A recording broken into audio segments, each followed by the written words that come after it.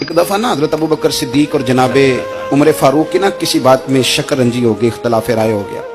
तो जनाबे उमर जरा डाढ़ी तबीयत के बंदे थे, डांट दिया अबू बकर सिद्दीक को। तो सिद्दीक एक बार नरम बंदे थे, माड़े दा की कम मोहम्मद नस जाना या रोना। तो वो गा के ना तो पहले घर रोए, फिर हुजूर के पास चले गए। जनाबे उमर कहते मुझे भी ख्याल आया कि यार ये मुझे नहीं करना चाहिए था। थोड़ी देर के बाद अच्छे लोग जो होते हैं उनका गुस्सा जल्दी उतर जाता। कहते मैंने जाके जनाबे सिद्दीक अकबर के दरवाजे पे दस्तक दी तो पता चला वो तो घर ही नहीं। मैं समझ गया, मैं डर गया, मेरी टांगे कांपने लगी। क्यों डर रहे हो उमर? फरमाने लगे इसलिए डर रहा हूं कि अबू बकर जब अपने घर नहीं होते तो दरवाजा रसूल पे होता। सारी बात तो सुना दी होगी। फरमाते मैं नबी पाक की बारगाह में पहुंचा, सामने अबू बकर बैठे हैं, पुश्त मुबारक मेरे करीम रसूल की काबे की जानब, चेहरा सिद्दीक अकबर की जानब, दोनों की गर्दनें झुकी हुई।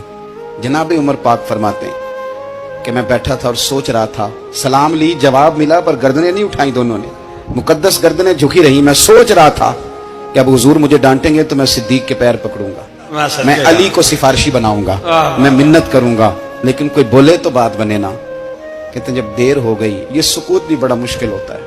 ओहो, अगर कभी वो चुप कर जाए तो ये भी बड़ा मसला है, महबूब भी चुप कर जाए।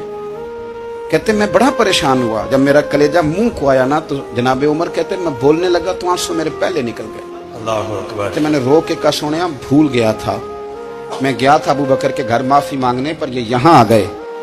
ये मेरे दोस्तों इसे मेरी तकरीर ना समझना, मेरे रसूल पाक के ये असल लफ्ज आपको किताब में मिलेंगे। आप तबक़ात इब्न साद उठा के देखें। जनाबे उमर कहते हैं मैंने अर्ज की हुजूर मैंने गलती समझ ली थी, मैं गया था अबू बकर के घर, हुजूर मैं भूल गया था।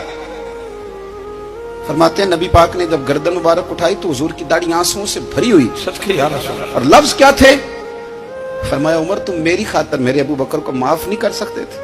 अब बात को समझे, ये नहीं फरमाया अबू बकर ने गलती नहीं की, फरमाया छोड़ नहीं सकते थे, तुम मेरी वजह से मेरे साहब को छोड़ नहीं सकते थे।